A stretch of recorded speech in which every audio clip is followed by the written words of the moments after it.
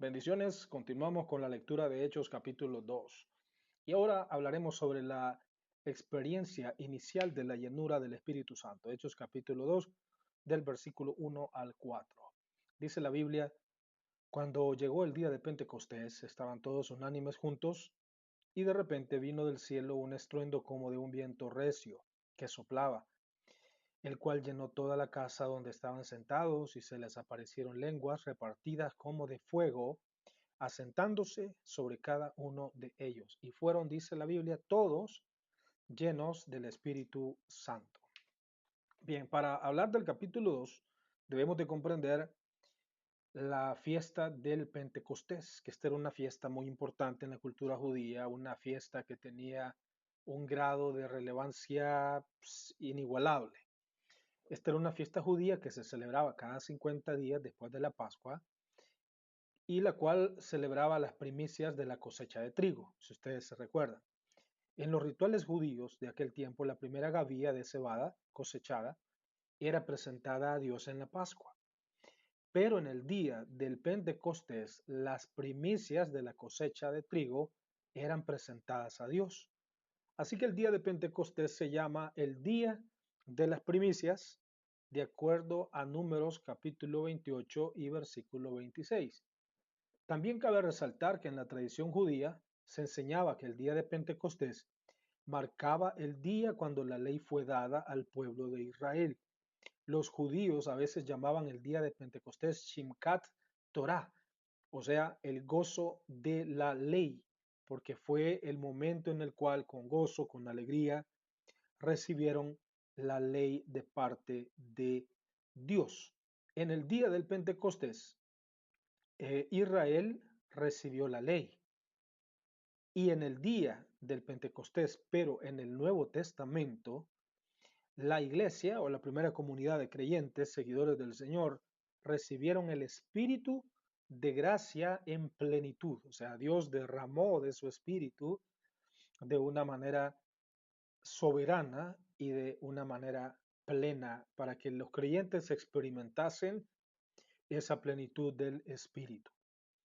Y esta fue la mejor fecha para celebrar, es decir, esta fiesta era la fiesta más relevante para los estudiosos, para los teólogos, coinciden en que su valor era un valor incalculable, o sea, era una fiesta muy importante. Levítico 23 del versículo 15 al 22 encontramos las instrucciones originales para la celebración del Pentecostés. Dice que 2 panes con levadura debían ser mecidas ante el Señor por el sacerdote como parte de la celebración. No había 2 panes, no solo se salvará a Israel, sino la multitud de gentiles se volverá al Señor Jesucristo. Y este comentario lo hace Charles Spurgeon, haciendo esta relación con la festividad del Antiguo Testamento y ahora sus implicaciones en el Nuevo Testamento. Cuando llegó el día de Pentecostés, habían pasado 10 días desde el momento en que Jesús ascendió al cielo. O sea, el Señor asciende al cielo y pasan 10 días, Hechos capítulo 1, versículo 3, y desde que Jesús les ordenó esperar la venida del Espíritu Santo, o sea, la promesa del Padre, los discípulos no eran ajenos a la persona y a la obra del Espíritu Santo. Los discípulos vieron al Espíritu Santo continuamente trabajar en el ministerio de Jesús por medio de las sanidades, las liberaciones, la fortaleza en tiempos de la pasión. Entonces los discípulos de alguna manera ya tenían una noción, ya tenían una idea, ya habían experimentado observando la obra del Espíritu Santo a través de Cristo. Lucas capítulo 10, versículo del 1 al 20, los discípulos experimentaron algo del poder del Espíritu al salir y servir a Dios. Los discípulos también oyeron a Jesús prometer una nueva obra venidera del Espíritu Santo. Juan 14 del 15 al 18. Los discípulos también recibieron el Espíritu Santo de una manera después de que Jesús terminó su obra en la cruz e instituyó el nuevo pacto. Juan capítulo 20, versículo del 19 al 23. Los discípulos también oyeron acerca de Jesús. Oyeron a Jesús mandarles a que esperaran el bautismo del Espíritu, el cual los iba a empoderar para ser testigos eficaces Esto lo encontramos en Hechos capítulo 1, versículo del 4 al 5. Esperaron también hasta que llegó el día del Pentecostés, pero no sabían de antemano cuánto tiempo tendrían que esperar. O sea, ellos no tenían esa claridad, ese conocimiento. Sería fácil para ellos pensar, por lo tanto, que vendría la misma tarde que Jesús ascendió al cielo.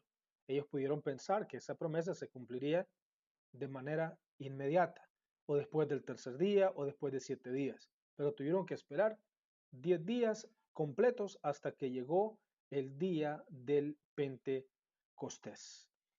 Así que mis hermanos y hermanas, el único precedente bíblico posible para esto podría ser Jeremías capítulo 42, versículo 7, el cual dice de la siguiente manera: aconteció que al cabo de 10 días vino la palabra de Jehová a Jeremías.